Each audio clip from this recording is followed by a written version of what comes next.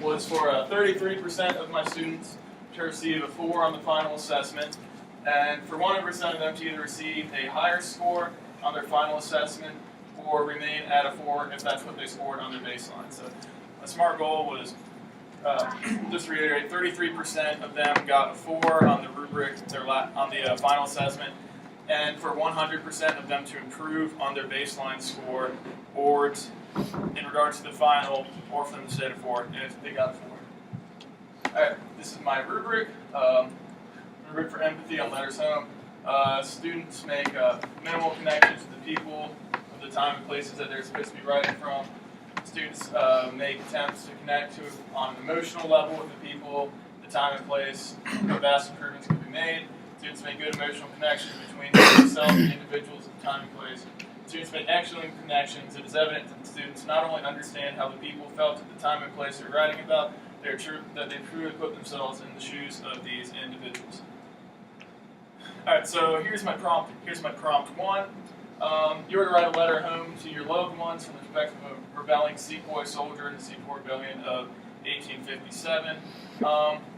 And then I usually gave them I set the prompt, then I usually gave them the things that they should include in the letter. Like in this letter, you should write about why you were fighting, what you hope to accomplish, describe why the British are colonizing your beloved home of India, like list reasons why European countries in 1800 would be colonizing India to be a good idea, because this was during my nationalism and imperialism unit. We're learning about that.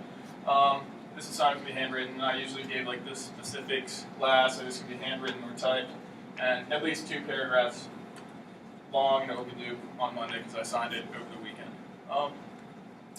Prompt 2, write a letter home from the perspective of a Russian soldier during World War I. These are the things that they should include in there. What's your life like on the Eastern Front? What you imagine life is like for your loved ones back home. Your feelings regarding Tsar Nicholas II and his regime.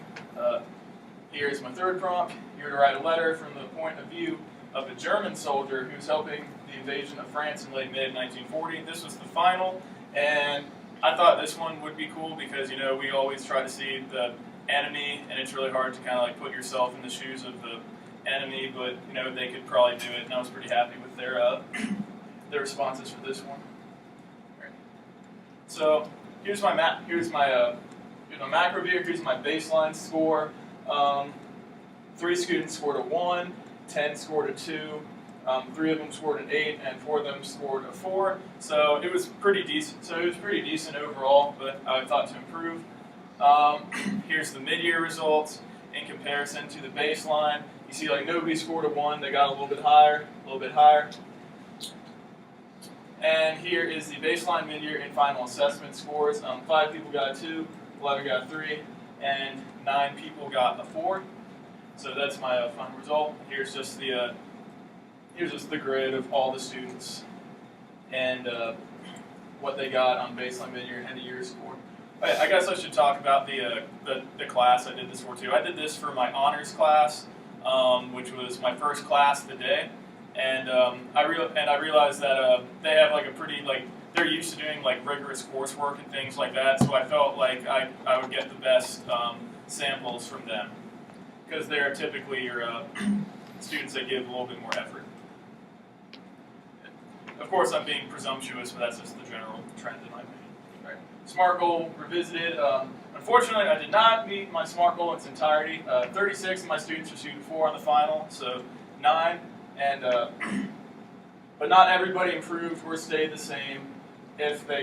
Nobody improved or stayed the same by the 4. So I was hoping like they would improve from like a 2. This person improved.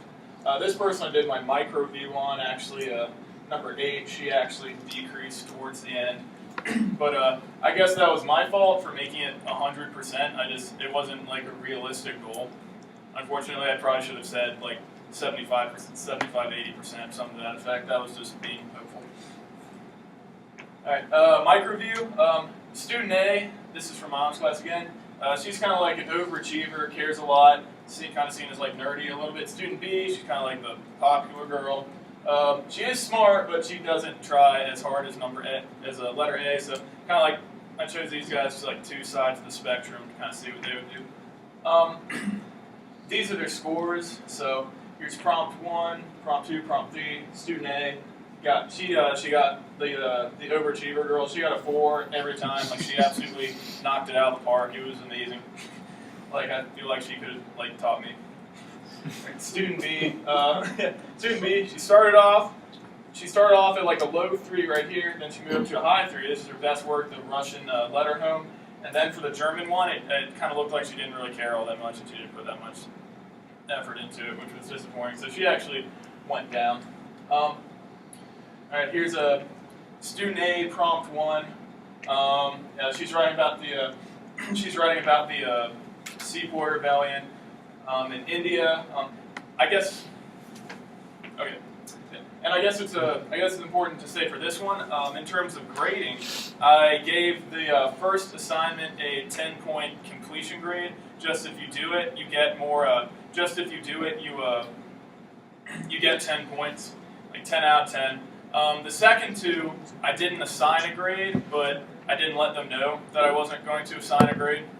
I just wanted to see what they would turn in. I just didn't want to have to grade all the things. It's more work for me, and plus they're honors, so I think they're just going to do everything that I said implicitly. And I was right. They turned it in, and they tried just about as hard overall in the MAC review as much as they would have on this one. I wrote things like awesome, great info, good emotional intelligence, because basically like she just knocked it out of the park. There was like nothing I could like even add to it other than just keep it up. I want you to remain at a 4 till the end. That was pretty much it. And student A again, prompt 2, gave her 4. Great again, good historical context. Glad to see you've been studying. Yeah, she like talked about like Rasputin, talking about him, Tsar Nicholas on the front. She talked about the Crimean War. We talked about that, Westernization. Prompt 3 again. This is the one from the German perspective. Very creative, Monuments Men themed. She talked about how she was like a German soldier who was stealing art for Hitler. So like the opposite of Monuments Men, which is cool. Just good empathy, like she killed it. It was awesome. Hail to our glorious Führer. I like that. She make it historical content. All right, this is student B. This is the other girl. Good. I gave her some critiques. I gave her a 3. Talk more about your personal feelings. What's life like on the front? Like, what religion are you? She never talks about how like she's either Hindu or Muslim. That's what the Sepoy Rebellion was about. So I mean, I feel like that would come up in terms of empathy, just getting in the person's shoes. On prompt 2, who are you fighting? She's like not specific enough. I mean, like I feel like I gave them some more details about your daily life. What's life like before the army? I guess I was trying to get them to put in more like historical context because that would like get them in the shoes more. Just the more you know about the time period, the more you can empathize with them. Number 3, I gave her 2. More emotion, more detail. Was Hitler just seen as a military leader? Because like at this time we were talking about how Hitler was like the savior to the German people. So she didn't. It just didn't look like she really tried all that hard on this one. It's unfortunate. I guess my last slide here. The strategies for growth that I used throughout the semester.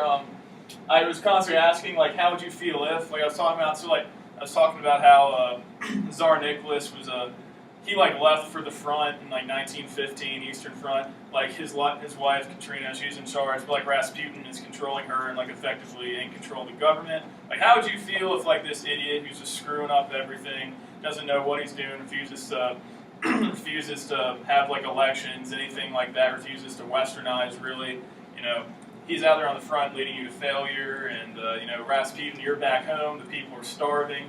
He's some crazy monk who just kind of has control of the wife. Like, how would you feel? That's just an example, and I would ask that like all the time.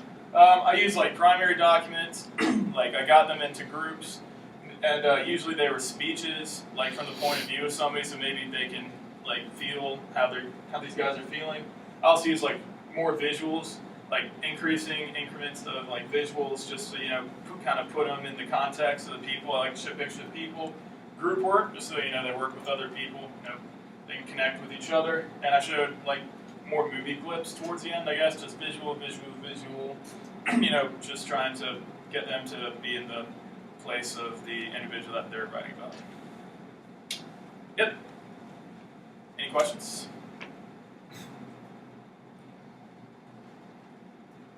I do have a question. Sure. So that's really good that you use those strategies, but can you talk a little bit more in detail? Like, for example, the one girl that you described as the popular girl, Yeah. who's, I think her third score is the one that went down. Yeah, her third score is the one that went down. So how did these strategies work in relation That's to it. her, and what could It she did- have done differently? Yeah, it didn't work in relation to her, but in relation to the whole group, like their scores went up as the time went on. Let's go back to this right here, and this right here. You can see the scores generally improved, but for hers, she was actually kind of like an anomaly. Like her score actually went down. I guess one thing that I could have done is like working in groups. I usually like to let them choose their own groups. I guess maybe I could have switched the groups up, like had like planned groups, so that she's not always with her friends. I mean, she always seemed to be working to me, but I mean, that's only when I was listening, so she could have been goofing off. That's one example how I could have improved it. I guess I always tried to ask questions more in class, but I mean, maybe I could have asked her more questions in general, like her specifically.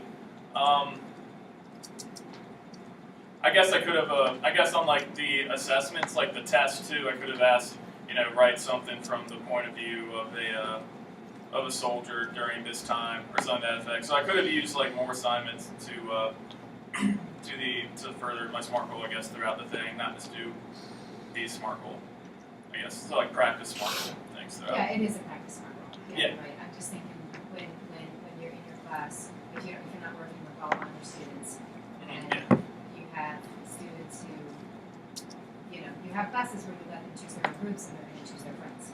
And so what instructional strategies can you use to make sure that their schools are working? So I think assigning groups is. Yeah, I'm definitely going to assign groups when I get my teaching job. Yeah. Any other questions? Lisa? Okay, thank you.